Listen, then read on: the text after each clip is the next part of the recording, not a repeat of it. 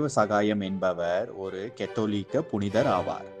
இவர் 23 ஏப்ரல் 1712 ஆண்டில் திருவிதாங்கூரில் கன்னியாகுமரி மாவட்டத்தில் உள்ள நட்டாலம் என்ற இடத்தில் பிறந்தார். இவருடைய இயற்பெயர் நீலகண்டன் என்பதாகும்.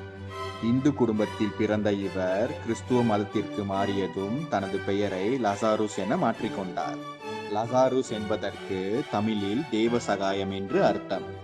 இதனால் இவர் தேவசகாயம் என அழைக்கப்பட்டார்.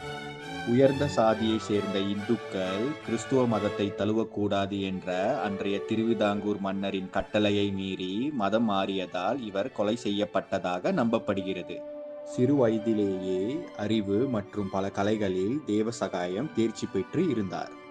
பின்னர் இவர் திருவிதாங்கூர் மன்னரான மார்த்தாண்டவர்மனின் அரண்மனையான பத்மநாபபுர கோட்டையில் கருவூல அதிகாரியாக வேலையில் சேர்ந்தார்.